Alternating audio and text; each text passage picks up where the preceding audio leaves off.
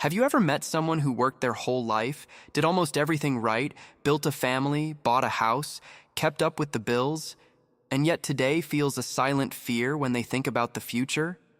Because this is a much more common reality than it seems. There is an entire generation that grew up believing they were building security. A generation that learned from an early age that they should work hard, avoid excesses, maintain a good image, acquire assets, and never depend on anyone. And for a long time, that really seemed enough. But now, approaching 60 or already past that age, many people are beginning to realize an uncomfortable truth. Appearing stable is not the same as being secure, and this is the point that almost no one dares to say out loud. The big financial mistake of Generation X 60 plus was not a lack of effort. It wasn't laziness. It wasn't irresponsibility. Quite the opposite. In most cases, it was exactly the opposite. They were disciplined, committed people who followed the script that seemed right. Work, grow, buy, support, maintain the standard, taking care of the family, and keep going. The problem is that this script was sold as if it were a complete financial plan. And it wasn't. Let me introduce you to 3 people. The first is 61 years old. She worked for decades, left home, helped her children, and looks at her own trajectory with pride, and rightly so. But today, almost all of her assets are tied up in a property that is too big, too expensive to maintain, and that doesn't generate income. The second is 63. She always had a good career, a comfortable standard of living, occasional trips, a good car, health insurance, everything in place. On the outside, she seems like someone who has won. On the inside, she knows that the cost of the life she built remains too high for the phase she is entering. And the third person is 60 years old and has a feeling that is difficult to explain. She is not broke, but she is also not at peace. Because after a lifetime of doing what seemed right, I discovered that I still didn't have the freedom I imagined. 3 different stories. 1 same mistake. And at its core, this mistake begins with a dangerous confusion. Mistaking signs of success for true security. This generation was taught to believe in a very specific formula for stability: a stable job, home ownership, respect, effort, and an organized family. And this formula had real virtues.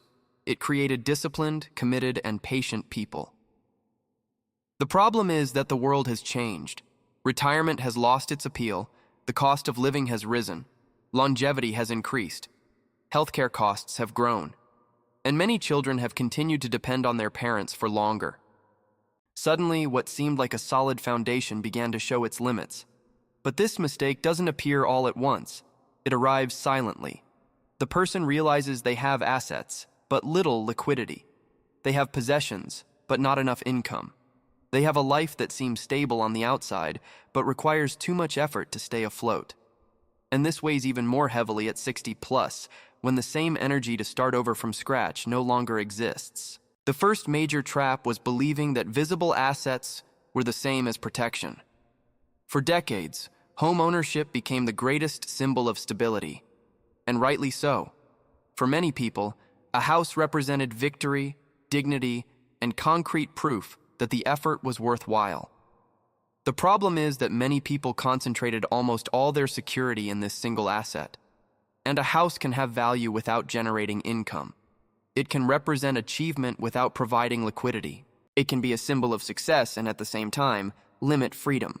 Today, many people live in properties that are valuable on paper, but struggle to make ends meet. The property has appreciated in value, but it has also become more expensive to maintain. And in many cases, people stay there not because it makes financial sense, but because leaving seems emotionally impossible. It's the family home. It's the place where history was built. It's the symbol of everything that has been achieved.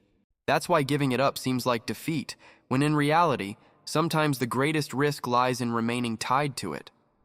The second trap was the standard of living that grew along with income. This generation worked hard to move up a level, and when they did what seemed natural. They improved their neighborhood, changed cars, started traveling more, subscribed to better services, took on higher costs, and helped their families more. Each decision, on its own, seemed reasonable. The problem is that over the years, these choices became the norm. Reaching 60 with high fixed costs is very different from having those same costs at 40, because now income can fall.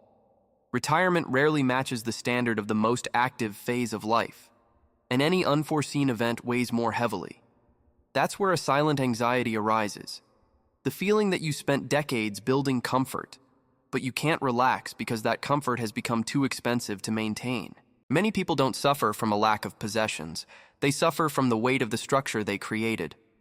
The third trap is even more delicate because it comes disguised as love and responsibility. Many people of this generation didn't just take care of their own lives. They also supported children, helped relatives, provided assistance during crises, paid bills that never came back, and silently solved family problems. And this doesn't come from weakness. It comes from a sense of duty. The problem is that, in many cases, this help has ceased to be occasional and has become a permanent commitment. Without realizing it, many people reached 60 still being the invisible financial pillar of the entire family. And this creates a dangerous imbalance. Because this phase of life should be about preservation, simplification, and protection. But instead, the person continues to support structures that should no longer depend on them. And the hardest part is that this mistake rarely looks like a mistake. It looks like love. It looks like care. It looks like responsibility. But helping others at the expense of one's own security can turn into suffering in the future. When you put these three layers together, concentrated wealth, high cost of living, and prolonged family responsibility, it becomes easier to understand the problem. Many people haven't built a financial system. They've built a solid appearance of stability, and there's a big difference between those two things. A financial system keeps working when you slow down. It doesn't depend all the time on your strength, your willingness, or your active income. The appearance of stability, however, is another story. It's a paid-off house, but without enough income. It's a maintained standard of living, but without any leeway. It's a supported family, but at the cost of one's own future. It's assets that impress on the outside, but don't generate peace on the inside. That's the central point of the video. The mistake wasn't working little or knowing nothing about money. The mistake was believing that effort, assets, and respectability would automatically transform into financial security. But this doesn't happen on its own. At some point, a person needs to stop and honestly ask, does what I've built so far really protect me, or does it just seem like protection? That's the question that changes everything. Because the turning point begins when you understand that, at this stage of life, protecting the future is worth more than preserving symbols of the past.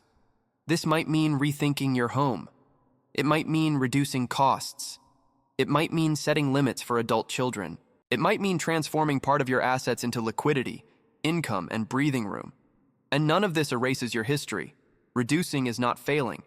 Simplifying is not losing value. Stopping supporting what no longer makes sense is not selfishness. In fact, it might be the most mature act of all.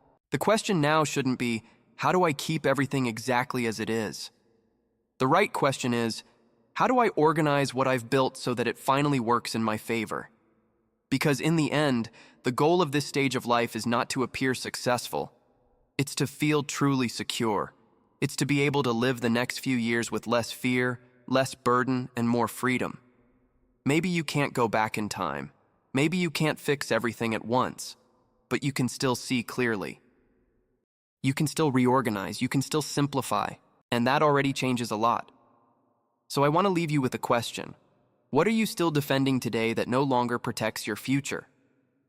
If this video made sense to you, write in the comments which part of this mistake you see most in real life.